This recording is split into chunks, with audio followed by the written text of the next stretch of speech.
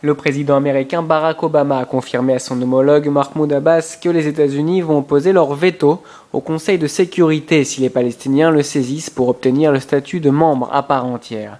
Dans le même temps, Barack Obama a réitéré son engagement pour la création d'un État palestinien dans le cadre d'une solution à deux États, mais il a souligné que l'Organisation des Nations Unies n'est pas le lieu idéal pour atteindre cet objectif. Les deux hommes se sont rencontrés après que le président Obama ait prononcé son discours à l'Assemblée générale de l'ONU. Leur dernière rencontre remonte à février. Un statut d'État observateur et un calendrier pour les négociations de paix israélo-palestiniennes sont les deux propositions phares du président français Nicolas Sarkozy face à l'Assemblée générale des Nations Unies. Un mois pour reprendre les pourparlers, 6 pour parvenir à un accord sur les frontières et sur la sécurité, et 1 an pour atteindre un accord final. L'aspiration à un État palestinien viable et pacifique est légitime et garantirait la sécurité d'Israël, selon Nicolas Sarkozy.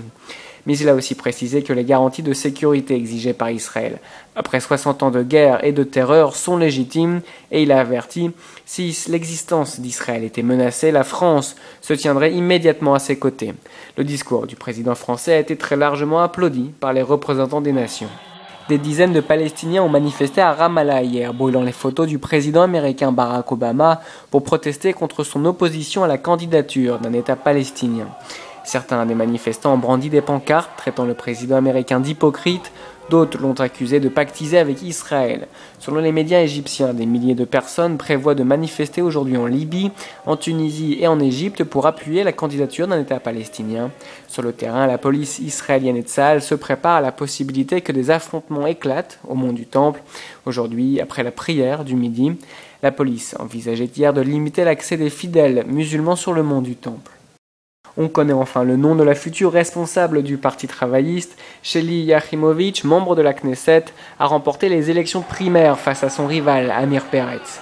Première femme élue à la tête d'un parti depuis Golda Meir, elle a déclaré avoir reçu les félicitations du Premier ministre Netanyahou, du leader de l'opposition Tzipi Livni, du ministre de la Défense Ehud Barak, mais aussi de son rival Peretz.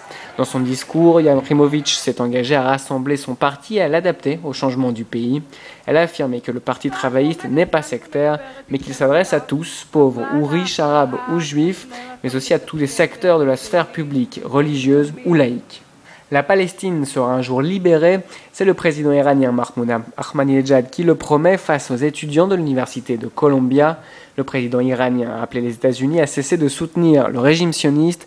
Il affirme que les problèmes des Palestiniens ne seront pas résolus par le dialogue avec Israël, puisque ce dernier a été créé dans le but d'étendre sa domination sur le Moyen-Orient.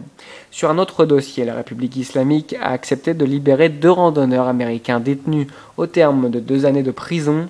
Le sultanat d'Oman est intervenu. Il a versé une somme d'1 million de dollars pour chacun des randonneurs.